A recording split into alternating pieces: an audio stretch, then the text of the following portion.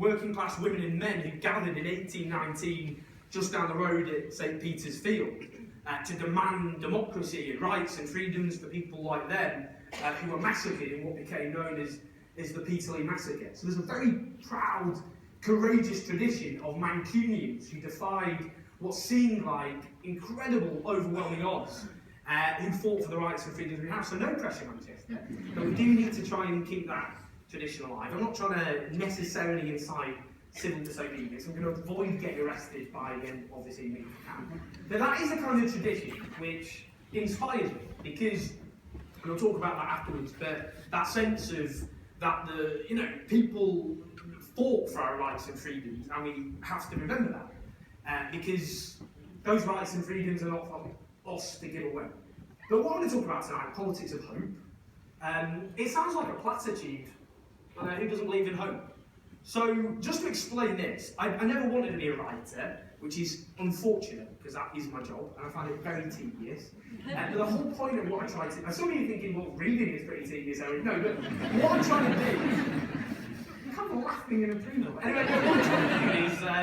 everything I do is to try and encourage a debate, a discussion about the injustices that I don't just think scar our society, but define the society in which we live. And for me, the role of individuals, because of what I said before, I think change happens by people organising collectively together.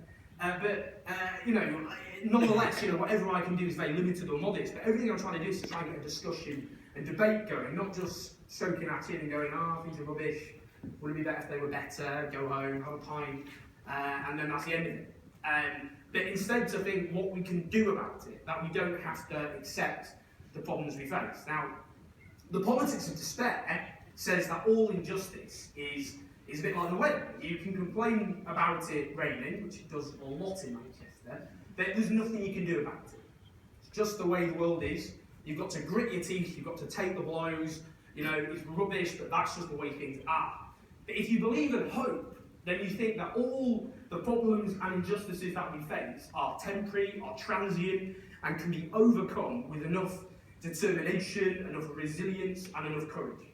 And that's what I suppose I wanted to talk about.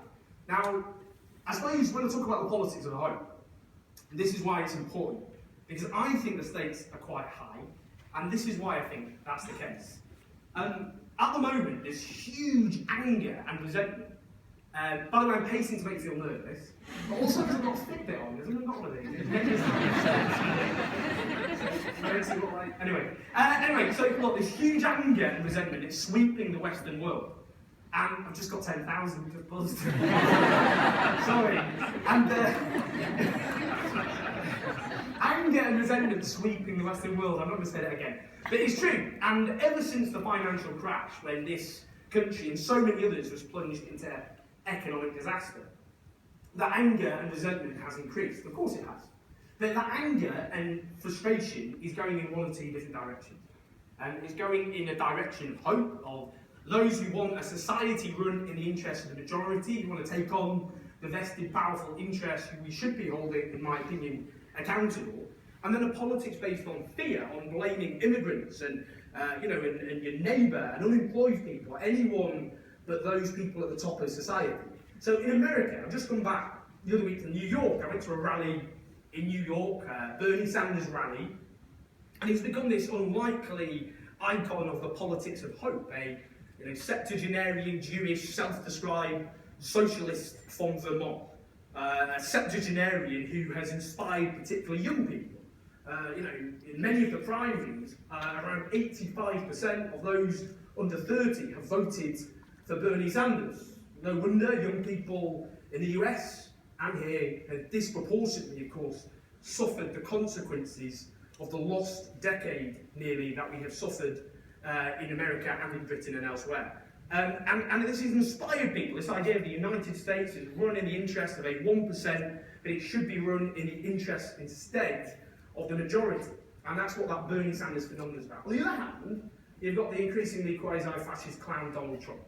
And what he's all about is saying it's Muslims, it's immigrants, it's the people down the road, not the people at the top. A plutocrat who claims to be anti-establishment redirecting anger away from the people we really all should be angry at. And also what's annoying about him is he makes Ted Cruz look less extreme in comparison in some ways he's worse. So that's fun. But anyway, so the anger, so this is, the United States is an example of that. Anger and fear, the politics of hope and fear and despair. But you can see it in Britain as well. And we've seen this, whether it be what's happened in Scotland and whatever you think about independence, in lots of ways, that movement wasn't about, Braveheart, blood and soil and nationalism. It was more a anger at a society run in the interest of a tiny elite. We've seen the rise of the Greens to an extent, and of course the Corbyn phenomenon.